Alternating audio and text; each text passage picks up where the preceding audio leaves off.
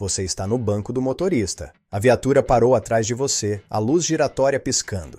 O policial já pegou sua habilitação e o documento do carro. Parecia uma blitz rotineira de quinta-feira à tarde em qualquer cidade brasileira. Mas aí, ele se abaixa na sua janela, te olha nos olhos e solta aquela frase que congela o sangue. Desliga o carro e me passa as chaves. Nos próximos 3 segundos, você vai decidir se mantém os seus direitos constitucionais ou se entrega de bandeja a permissão legal para esse policial revirar cada cantinho do seu carro sem precisar de nada mais. E sabe o que a maioria das pessoas faz? Pega as chaves e entrega sorrindo. Esse é o maior erro de direito à propriedade que eu já vi pessoas cometerem numa abordagem policial. E olha que eu já vi muita coisa, mas calma. Eu não vim aqui só para te mostrar o erro. Eu vim te dar a frase exata, palavra por palavra, que você precisa usar para manter as suas chaves na mão e os seus direitos intactos, com base em decisões reais de tribunais superiores que respaldam cada palavra que você vai aprender aqui. Se você curtir esse conteúdo e quiser continuar aprendendo seus direitos sem precisar pagar um advogado para te explicar o básico, deixa o like agora e se inscreve no canal.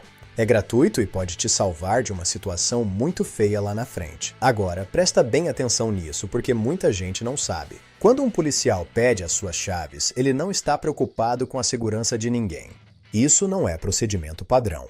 Isso é uma técnica de controle de propriedade que eles aprendem na academia, treinada e ensaiada exatamente para momentos como esse. Pensa na cabeça do policial naquele momento. Ele te parou por uma infração simples, talvez uma faixa cruzada, um farol queimado, velocidade acima do permitido. Mas ele não sabe o que você tem dentro do carro. Podem ser documentos, podem ser objetos pessoais, pode ser absolutamente nada demais. Mas no instante em que você coloca aquelas chaves na mão dele, suas proteções constitucionais começam a desaparecer como dinheiro em conta no fim do mês. E ele sabe disso muito bem. A partir do momento em que você entrega as chaves, você perdeu o controle total. Não consegue mais ir embora, não consegue proteger o que é seu e não consegue impedir uma revista. Você acha que estava sendo cooperativo ou talvez achasse que não tinha escolha?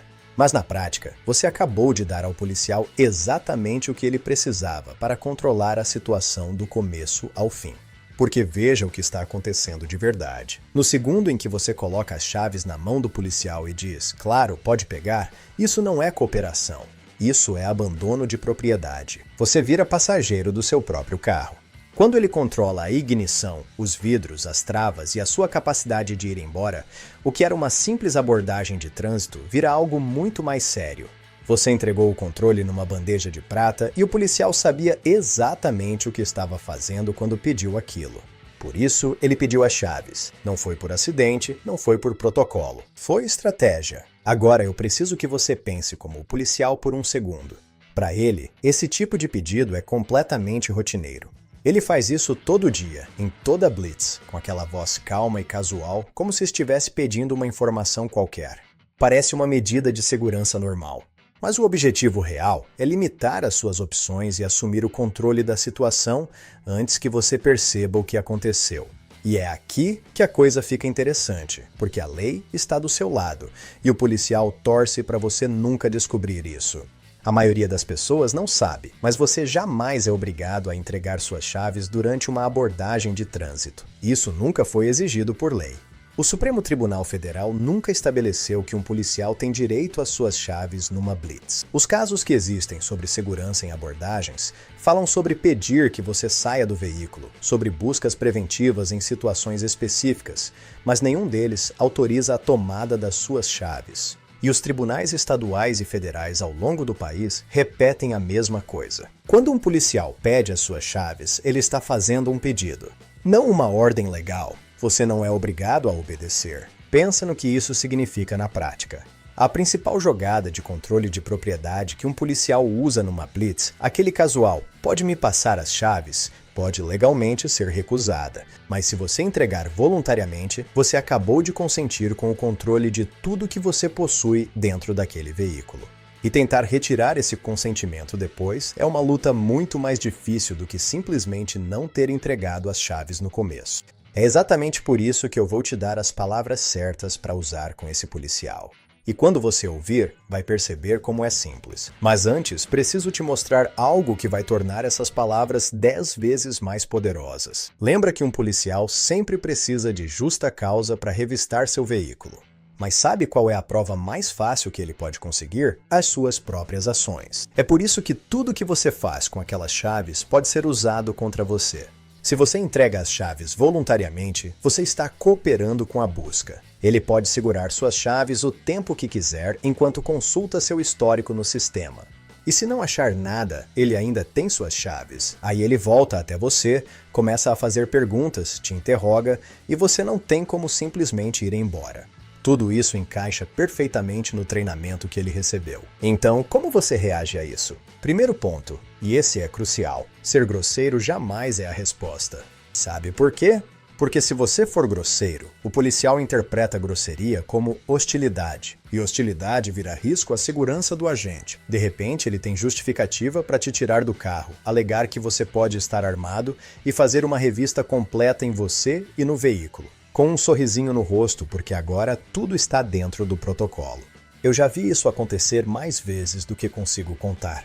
A pessoa começa a discutir, levanta a voz e em 2 minutos está com as mãos no capô enquanto o policial revira o porta-malas. Sendo grosseiro, você entrega ao policial tudo o que ele precisa para escalar a situação.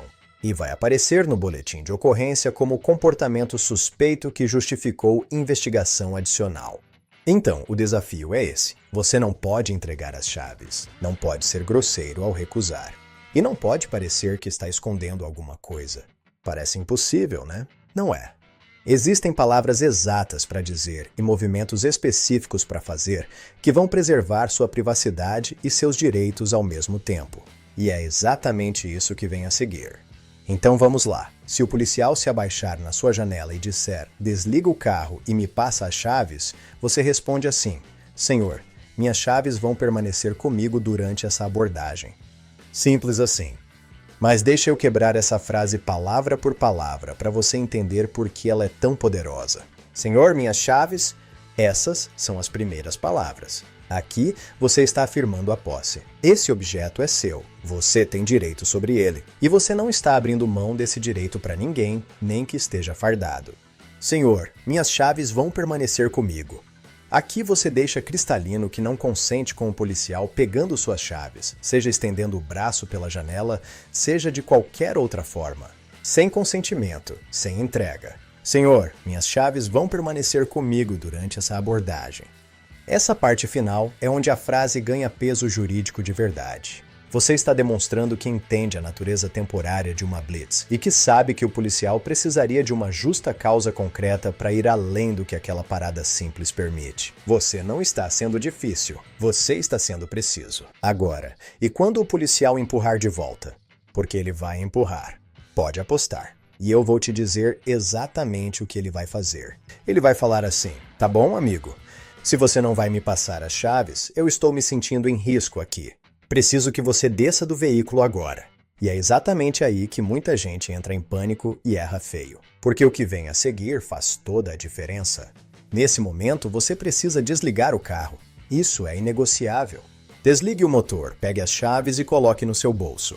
Se estiver de jaqueta, enfia no bolso e fecha o zíper. Faz o que for necessário para garantir que aquele policial não consiga mais ter acesso às suas chaves de jeito nenhum.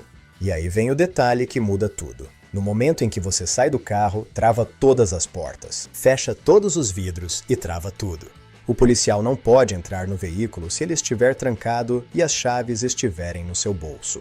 Aí, se ele virar para você e disser: "Muito esperto, vai trancar o carro e não vai me dar as chaves? Eu preciso de acesso a esse veículo por questões de segurança."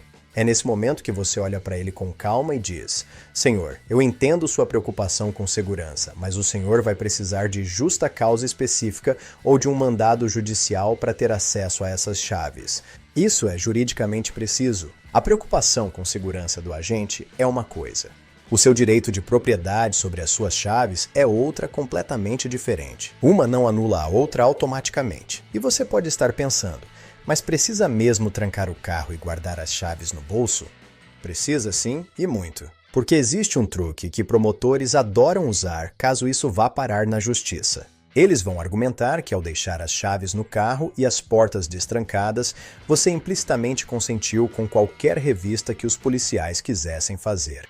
Detalhe idiota? Sim. Mas funciona em tribunal se você não se proteger antes. E se a situação escalar ainda mais, se tentarem te deter ou te prender, as palavras que você nunca pode esquecer são estas: Senhor, eu exerço o meu direito de permanecer em silêncio.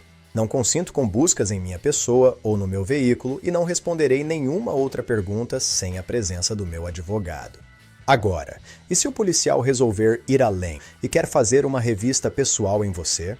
No próximo vídeo, eu te mostro exatamente o que falar quando isso acontecer, palavra por palavra, com a linguagem jurídica certa para barrar isso na hora. Te vejo lá e não esquece de deixar o like e se inscrever no canal para não perder nenhum vídeo dessa série.